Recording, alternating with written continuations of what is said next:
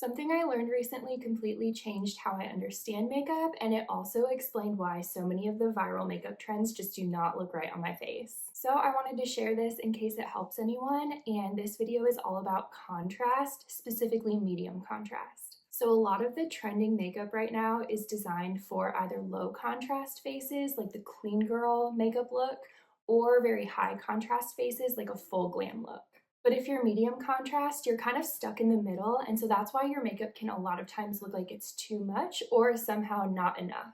So for years and years, I just thought I must not be good at makeup because I'm following all of these tutorial techniques and it's just not looking right, but really the issue was contrast. So I am medium contrast, and again, once I understood that, everything just kind of clicked.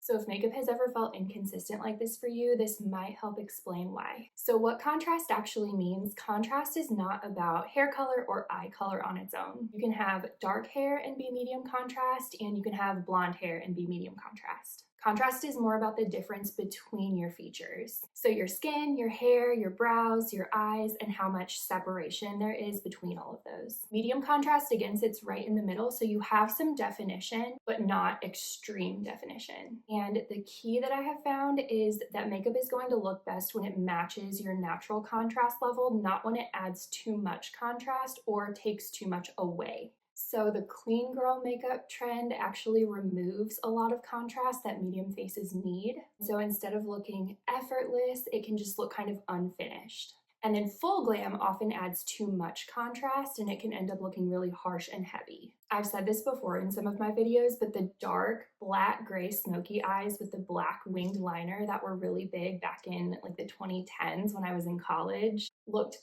terrible on me, like terrible. And I was following the exact same techniques that all of my friends were using who looked awesome in that look. But those techniques just were not designed for my features. So let's go through each makeup category and I'll kind of share what I've learned about each of them to make them harmonious for your face. So starting with brows, brows are like the quickest way that you can mess up contrast. When brows are a lot darker than your natural features, they can overpower your face and instantly push you into high contrast. But when brows are too light or barely there, they can remove too much structure and just make everything look flat. So for medium contrast faces, I think brows look the best when they're natural with a little bit of definition, but still have a soft side to them. So nothing too sharp and nothing too heavy. So for me, I've used every shade of the Anastasia Dip Brow Pomade. I've used the chocolate brown shade, the dark brown shade, the medium brown shade. All of those were way too dark for me, no matter how light-handed I went with them. The blonde shade, which is their lightest shade, would be way too light for me. So their next lightest shade is taupe, and that's kind of been my sweet spot.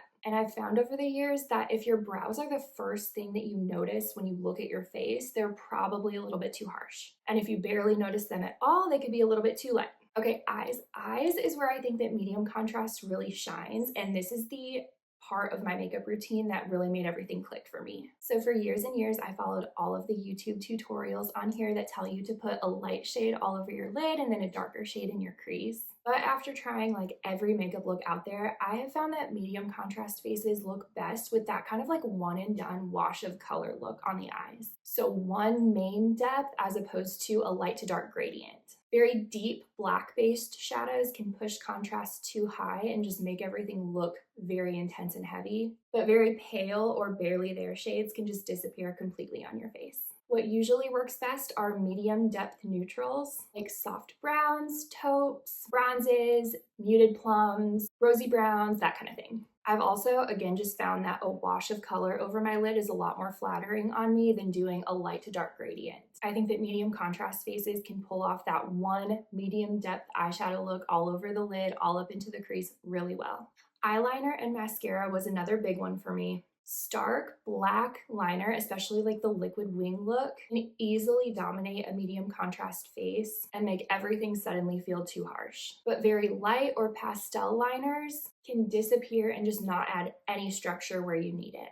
So I think what works best are softer liner shades like browns, grays, or plums, and I think a shadow liner looks really pretty on medium contrast faces over a liquid liner or even a pencil liner. I used to wear black liner and mascara every single day before I knew this, and now I don't own a single black eyeliner or black mascara. With mascara, separation matters more for us than intensity. I love a really full, thick lash, so this was hard for me to adjust in my makeup routine. You really need less than you think, and I always opt for a brown mascara. If you're medium contrast and you wear fake lashes, individual lashes or lash trios are probably going to be your best friend.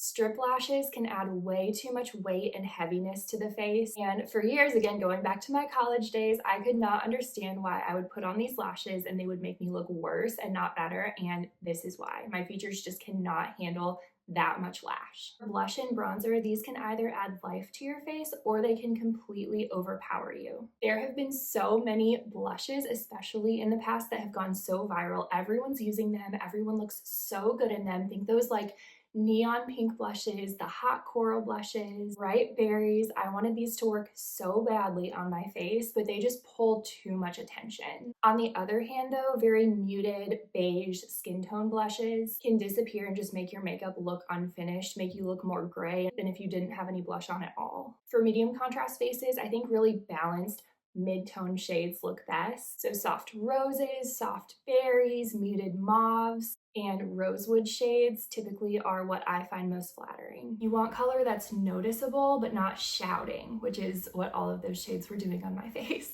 Okay, lips. Lips are where I see the most confusion. Very pale nude lips can remove too much contrast and just wash you out completely, but very bold, high contrast shades can overpower everything else unless the rest of your makeup is very minimal. So again, let's just roast me in my college days some more. Matte Candy Yum Yum was one of the most popular shades at that time, and I tried so hard to make that work for me. It was like that very bright pink shade. Did not work for me. And then Flush Pot, the really nude pale shade, was also all the rage. I looked truly lifeless with that shade. I probably thought it looked so good at the time because it was so pretty on other people. Did not work for me. MAC Syrup, I think, is one of the prettiest shades for medium contrast faces. That's what I'm wearing today. It's a very muted berry that's good for a day-to-day look, but it's a little bit more amped up than my natural lip color. So I think especially if you don't have super pigmented lips, I don't. Mine just blend right into my face. That a little bit of depth in your lipstick really does help you out. So pinky nudes, rose mauves, neutral berries, soft browns, kind of the same shades as the blushes and the eyeshadows that I would recommend. They all kind of go very cohesively together. So I don't think it's about necessarily avoiding bright lips. It's just about finding that balance. And with all of this does not mean that medium contrast people cannot wear bold makeup looks. I just found over the years that it works best if there's one main focal point for us. So bolder lips with softer eyes or a more defined eye with a neutral lip. And I also think that the monochromatic looks are really pretty on medium contrast faces. So let's say you use like a mauve blush, you could also do a wash of a mauve shadow and then like a mauve lipstick or liner. So once I personally stopped trying to force super minimal makeup or super dramatic makeup on my face, everything just started to make a lot more sense. So if certain makeup looks have felt almost right on you, but just not quite right, I hope that this helps to maybe explain why. And if you would like me to do a medium contrast makeup look step by step, I'd be happy to do that if it's helpful. And thank you so much for watching.